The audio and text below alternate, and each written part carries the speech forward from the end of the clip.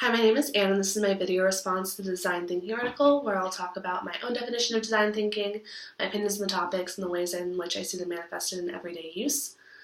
So what I found most helpful in reading these articles is understanding the origin of design as opposed to where they are now, and then in relation to my own views on design. So initially, design applied to just objects, and then there was a shift to understanding product design and user experience, and now we're seeing design used as a tool of corporate strategy.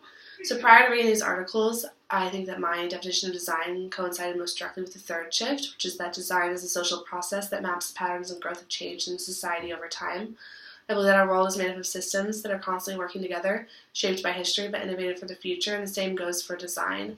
It's progressive and it's purposeful, and there's power in understanding it, and I believe that that is the goal behind design thinking.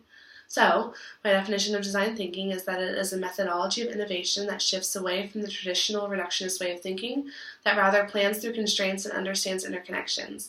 Design thinking is a more sophisticated way of systems thinking that takes mental modes, imperatives, events, and patterns of behavior into consideration and makes it ideal for complex problem solving.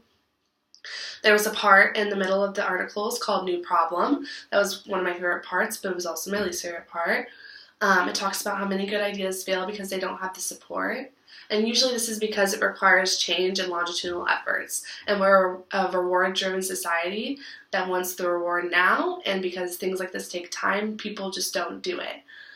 And I believe that the solution to that is understanding social and environmental life cycles and putting them into play.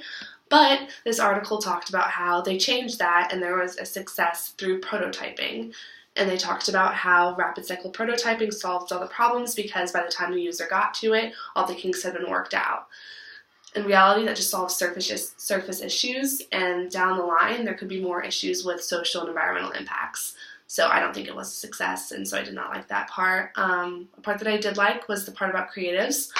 Our generation is one of integration that's driven by design, and right now design is restricted to just the creatives, and that's a problem because we're all creatives.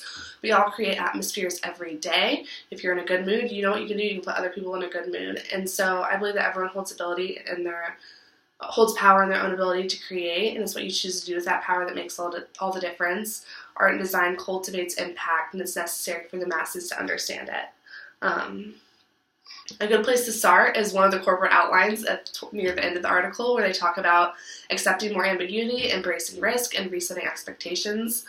These not only are likely the future of corporate strategy, but these are also good fundamentals to live by, and I believe that if taught early on, there's no reason that people won't grow up embracing principles of creativity.